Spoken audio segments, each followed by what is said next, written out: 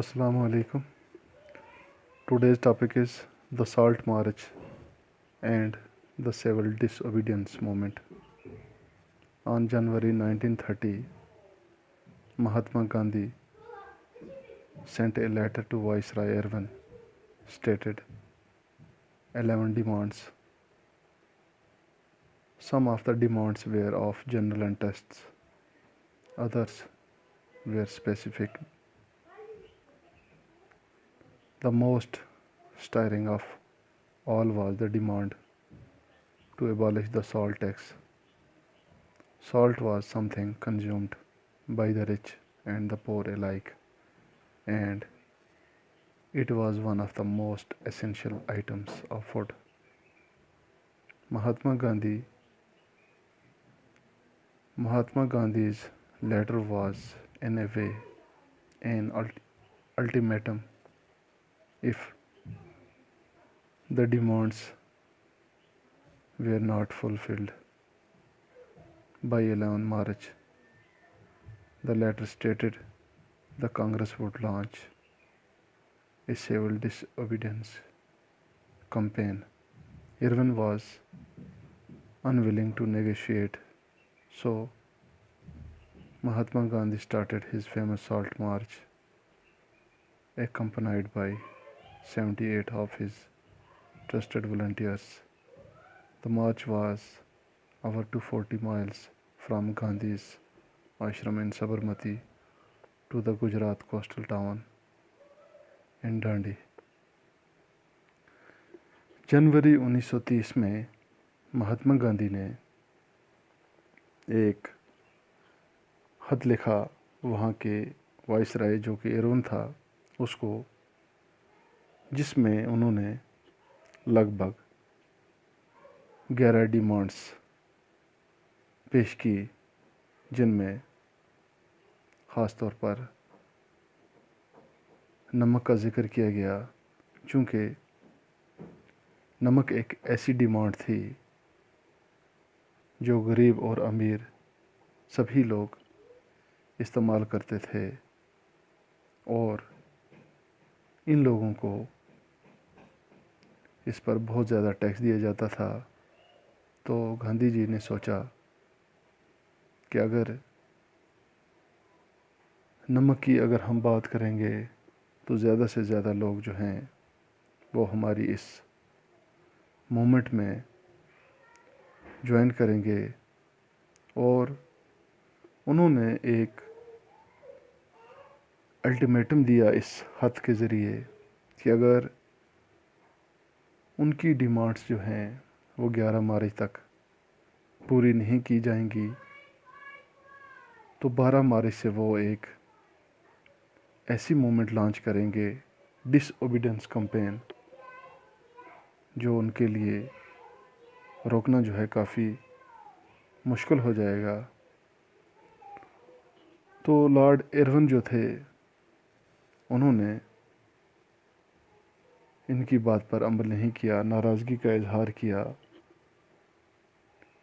तो गांधी जी ने 12 मार्च से एक साल्ट मार्च की मूवमेंट जो थी ये इन्होंने शुरू की।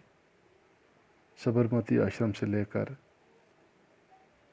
डांडी जो एक टाउन है गुजरात में, कोस्टल टाउन, वहाँ तक उनके साथ 78 लोग जो वॉलंटियर्स थे, यानी कि तेज़ चलने वाले लोग, चूँकि गांधी जो थे खुद तेज़ चलने वाले थे, इन्होंने पैदल वहाँ का सफ़र किया साबरमती आश्रम से लेकर डांडी तक, जिसमें लगभग इन्हें 26 दिन का सफ़र तय करना पड़ा और लगभग दिन में 10 किलोमीटर ये लोग पैदल चलते थे और रास्ते में जिस गांव में भी पहुंचते थे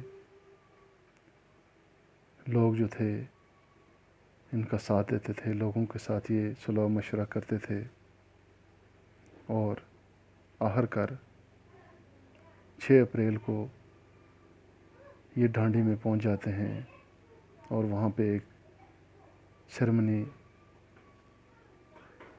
करते हैं, वहाँ पे वायलेट करते हैं इनके लॉ को और خود وہاں پہ سالٹ جو ہے یہ تیار کرتے ہیں، مینوفیکچر کرتے ہیں، اور اس کے ساتھ ساتھ ایک نئی موومنٹ کا آغاز ہوتا ہے جسے سول ڈس اوبیڈینس موومنٹ کہتے ہیں، یعنی کہ جتنے بھی برٹش لاز ہیں ان کو یہ ڈس اوبے کرنا ہے۔ تو اس سے پہلے بھی گاندھی جی نے ایک موومنٹ لانچ کی تھی، نان کوپریشن موومنٹ۔ تو سول ڈس اوبیڈینس موومنٹ جو تھی یہ اس سے ٹوٹلی ڈفرینٹ تھی، چونکہ یہاں پر انہوں نے جتنے بھی کالونیل لاز تھے انہوں نے ان کو بریک کر دیا۔ فیکٹریز میں انہوں نے خود سالٹ بنانا شروع کر دیا، اور پیزنٹس جو تھے انہوں نے چوکیداری ٹیکس اور دوسرے ٹیکس جو تھے وہ دینے ریفیوز کر دیے۔ اس کے ساتھ ساتھ جو لوگ ان کے کنٹری سائڈ کے تھے، پیزنٹس اور ٹرائبلز جو تھے، انہوں نے بھی ان کے فارسٹ لاز جو تھے ان کو وائلیٹ کر دیا۔ یعنی کہ جو نان کوپریشن موومنٹ تھی وہاں پہ انہوں نے صرف نان کوپریشن کا مظاہرہ کیا، وہاں پہ بہت ساری چیزوں سے انہوں نے ان کے ساتھ کوپریٹ نہیں کیا، جیسے ان کا فورین کلا تھا اس کے ساتھ بائیکاٹ کیا، لیکور شاپ جو تھے وہاں پہ انہوں نے ان کا بائیکاٹ کیا۔ تو یہاں پہ انہوں نے بہت ساری چیزیں جو تھی ان کو ٹوٹلی انہوں نے ریفیوز کر دیا، جس کا نتیجہ یہ نکلا کہ بہت سارے کانگریس لیڈر جو تھے کالونیل گورنمنٹ نے انہوں نے ان کو اریسٹ کرنا شروع کر دیا، جس میں خاص طور پر خان عبدالغفار خان، جسے فرنٹیئر گاندھی کا نام دیا جاتا ہے، اسے انہوں نے ایک ڈیمانسٹریشن کے دوران پشاور سے اریسٹ کر لیا، تو جس کا نتیجہ یہ نکلا کہ بہت ساری فائرنگ ہوئی، بہت سارے لوگ مر گئے، اور بہت ساری بلڈنگز، بہت سارے اسٹرکچر جو تھے برٹش کے انہوں نے ڈیمالش کر دیے۔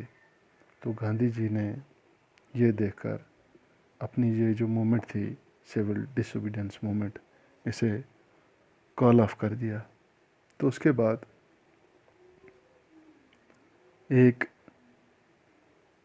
پیکٹ سائن ہوتا ہے 5 مارچ 1931 کو، جسے گاندھی ایرون پیکٹ کہتے ہیں، جس میں یعنی کہ گاندھی جی اور ایرون کے درمیان تو وہاں پہ ایک سیکنڈ راؤنڈ ٹیبل کانفرنس جو ہے اس کا منعقد جو ہے ہونا طے پایا گیا ہے۔ تو اس میں انہوں نے یہ ڈیسائیڈ کیا تھا کہ ہم بہت سارے جو پولیٹیکل پرزنر ہیں انہیں ہم ریلیز کریں گے۔ تو اس سے لوگ جو تھے یہ کافی ڈس اپوائنٹ ہو گئے، کیونکہ اس دوران جو برٹشرز ریپریشن تھی اس میں بہت سارے لوگ جو تھے جیلوں میں بند تھے۔ تو گاندھی جی نے دوبارہ سے سول ڈس اوبیڈینس موومنٹ جو تھی اسے لانچ کر دیا۔ اب لوگ جو تھے یہ بار بار جو ہی وائلنٹ ہوتے تھے تو گاندھی جی اسے کال آف کر دیتے تھے۔ تو اس سے یہ جو مومنٹم تھا سول ڈس اوبیڈینس موومنٹ کا یہ کم پڑ گیا، اور آخر کار 1934 میں 1934 میں سول ڈس اوبیڈینس موومنٹ جو تھی یہ بند ہو گئی، تو اس کے بعد ہم پڑھیں گے کہ کون کون سے لوگ جو تھے انہوں نے ان مومنٹس میں پارٹیسپیشن کیا. تو آج کے لیے اتنا ہی. شکریہ.